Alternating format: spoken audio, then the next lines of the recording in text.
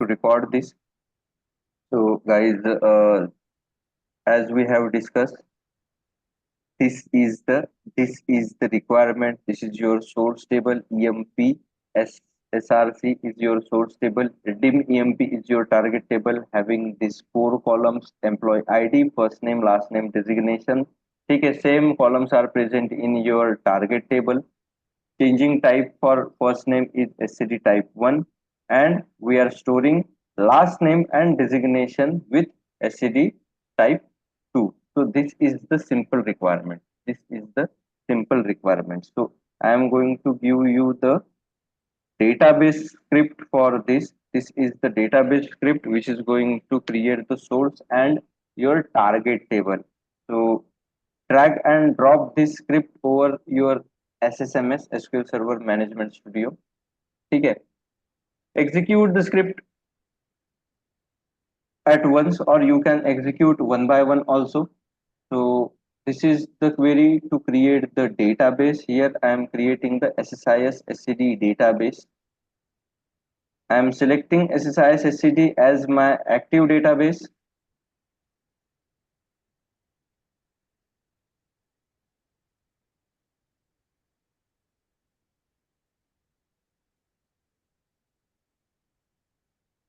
Okay, you have the database here. No table is present. Here I am selecting SSIS SCD as my active database. I am creating the source table with this query. I am creating the target table with this query, and I am just reading the data from source and target table. Obviously, no data is present in your source and target. No data is present in your source and target. Okay, so this is about the database script in SSMS. Okay, so we have to create the SQL, we have to create the ETL code for it. We have to migrate the data from source to target. So from scratch, again, I am going to explain you the process in Visual Studio. So first of all, open your Visual Studio, open your Visual Studio, open your Visual Studio. It will take some time to open. Heavy tool is there. Many supporting files and supporting tasks and services are going to open with it.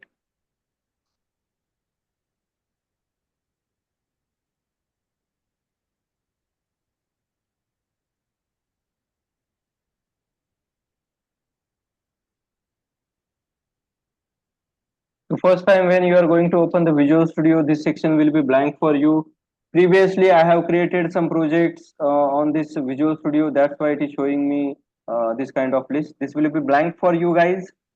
Here, the first step is to click on create new project, create new project, create new project. Okay, after that, you have to select the type of it, or you can say the template of the project. Template of our project is integration services. Here, if integration services suggestion will be there, and you have to select the integration services project. After that the integration services project. Okay, after that click on integration services project, and after that you have to give the project name. I am going to give the project name like this: SSIS SCD April 2024. This is my project name. This is my project name, and I am going to click on create button.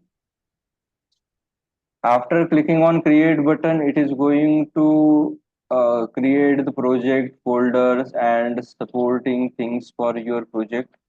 So this pop-up will close and a new pop-up will open for Visual Studio, which is showing us the some instructions about the SSIS. You can close it, and you can see the three you can see the three you can see the three windows, or three sections, I can say. SSIS toolbox, this is the design window. SSIS toolbox, from where we are using the components to write the code. design window where we are writing the code, and here is the solution explorer where we have the list of our codes. I am renaming it to my SSIS SCD package. So you can observe guys, the extension of SSIS package or the code is DTSX. DTSX is the extension of it. By default, it is focused on control flow. In a control flow, you have to drag and drop the data flow task from SSIS toolbox to your control flow. Here we have no requirement that which task we have to perform before executing the data flow task or after executing the data flow task. So here we are going to here we are going to drag and drop just data flow task in your control flow. Just double click on it, or you can go to this data flow option from here. After that, the first step in the data flow task is to drag and drop the source assistant from SSIS toolbox to data flow. Here, one more pop-up of source assistant add new source will appear, and here you have to select the SQL server source type, and connection manager is a new because you have created the new project, so no previous connection is there. So new SQL server connection we have to create. After click on OK button, one more pop-up is open. Connection manager, one more pop-up is open. For provider, you have to select the SQL server Microsoft OLEDB provider for SQL server. This provider you have to select on connection manager pop-up, and here you have to give the server name. Here you have to give the server name. I hope तुमको पता है कि server name कहाँ पे है. ठीक है. So this is your server name guys. ठीक है. In my case, my server name is Tushar dash PC. This is my server name. In your case, obviously you are aware about what is the name of your server in your case. ठीक है. So this thing you have to enter here in your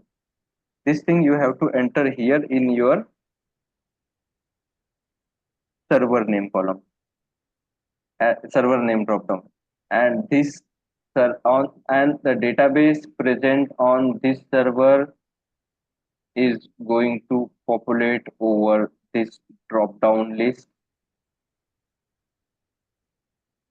and here you have and here you know your database name is SSIS SCD. So I am expecting. Acha. Okay. I have given the wrong server name, guys. It is not underscore. It is dash dash. Okay. So I am expecting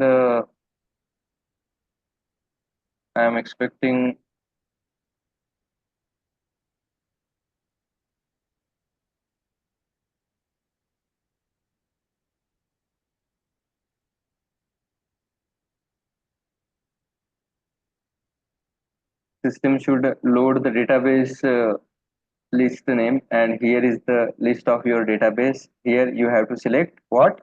SSIS SCD. So I have many of the databases in my SQL server. That's why the list is big.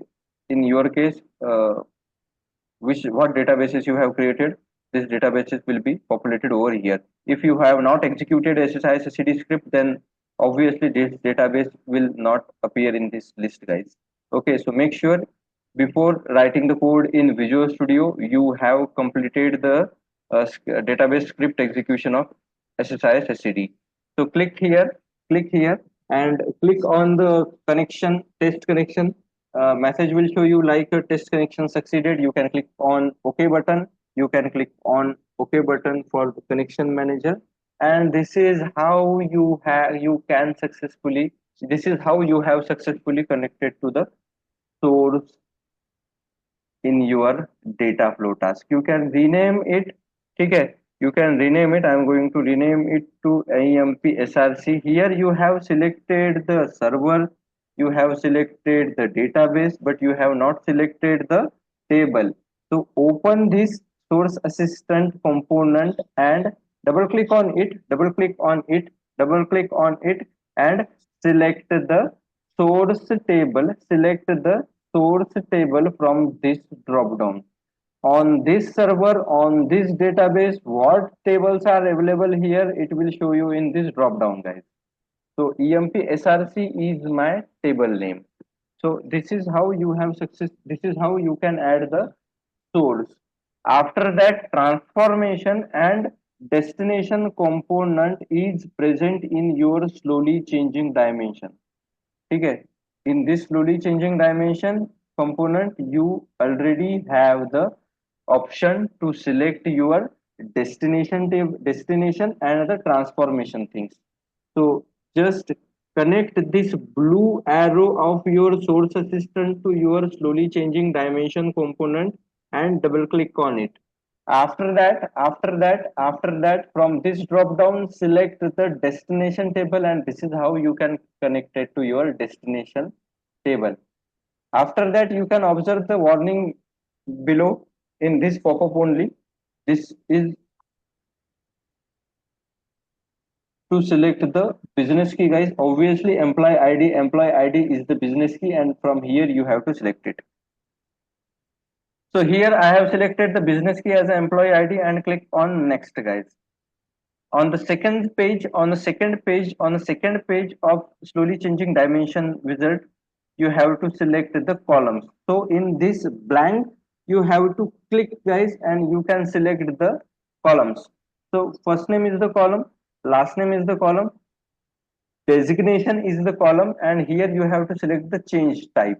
So change type is the changing attribute, that means SCD type 1 for first name, and historical attribute for last name, and designation, that means type 1 and type 2 we are selecting as a change type for last name and designation columns. So click on next, guys.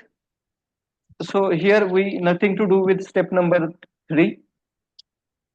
Step number, click on next. Here the step number 4 is here. As I have explained you earlier, I'm going to explain you start date, end date, logic after execution, guys. For now, just follow the steps. Select the second radio button, select the start date column on start date drop down, select the end date column in your end date column drop down. And here many of the candidates, in many of the cases, because of the resolution problem, this drop down will not show you clearly. So for now, click on this box. If you have observed, my cursor is focus over this drop down, and I am going to click on down arrow. So select the system start date in your variable to set date value. Again, I am explaining, I am not going to explain you the start date, end date logic. After execution only, I will going to explain you these things. But what steps you have to follow, just observe it. So click on next, step number 5, nothing to do with it. And step number 6, guys, click on finish button. Click on finish button, and this is how you can follow the steps in SSIS Visual Studio, guys. Visual Studio, and this is how you can say, this is how you have successfully created the migration code of one table to another. These components are or by default it is going to create by system itself. System भी ही जो है वही इसको जो है create कर रहा है by default, and you can say your code is ready. Your code is ready to execute. Your code is ready to execute. ठीक है. Make sure you have the data in your source. Make sure you have the data in your source. So here I am not having any data in my source.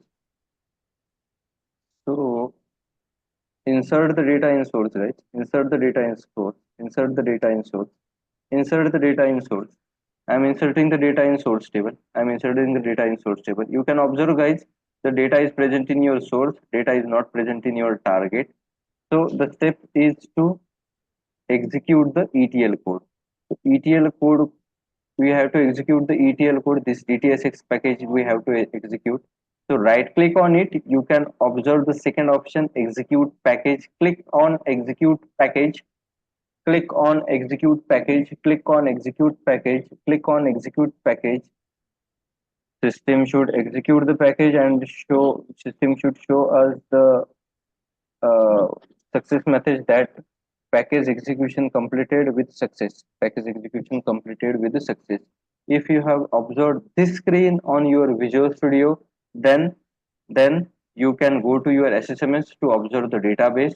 Again, write the query to observe source and target databases, target tables, and here you guys can observe the data which we have inserted in the source table is successfully loaded in your target table, guys. Again, one more thing, we have to observe the change types also. So I'm going to change the first name of John to Sam, and again I'm going to change the designation of Sarah from trainee engineer to software. Acha, software engineer. From trainee engineer to software engineer, I am changing the designation. So if you guys have observed, I have changed the first name of John to Sam, and designation of Sarah from trainee engineer to software engineer. You guys are aware about what are the changing type of first name? Changing type of first name is SCD1. Changing type of designation is type 2. So, after execution of ETL code, system should override the old value. That means system should override the John over Sam. And for the Sarah, for software test engineer Sarah, system should create the new row for new Sarah in a same table. Okay, and this is how it will have the current data as well as the history data also.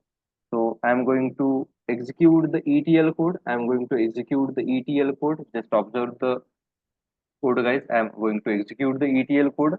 Second time I'm going to execute the ETL code. Second time I'm going to execute the ETL code. It is loading. It is loading. It is loading. It is loading. It is still not shown. It is showing. It is now showing the success message. It is showing the success message. You can observe the data in database. You can observe the data in database. What we are expecting, I have explained you. So this is the same thing that we have explained and we have observed in your Excel sheets also. So now it's time to explain the start date end date thing. Start, very simple logic, guys. You can observe now when the data is getting inserted in your target table, that is nothing but that data is in your start date. Have you guys observed? Just 40 seconds back, we have inserted this data in your target table. So it is showing us the date and time also. Have you observed it? And Yes. this start date is the end date of history, Sarah. Now this is showing us this is not the current data. Now this data becomes the Past data. history, and this is the current data, and this is the current data. This is the logic behind the start date and end date column. This is the logic behind start date and end date column. So this database script I have given to you, this recorded video I am going to share with you guys, and you have to change the data, observe the change type of these three columns, and and many times you have to execute the package also. So if it is on this window, guys, you can click on stop button and you can again execute the package, guys. So this is about the ETL code in your Visual Studio SSIS. Tester has nothing to do with this Visual Studio. Tester's responsibility just to execute the ETL code to load the data from source to target. Tester's responsibility is to check the data. Tester's responsibility is to check the data as per expectation.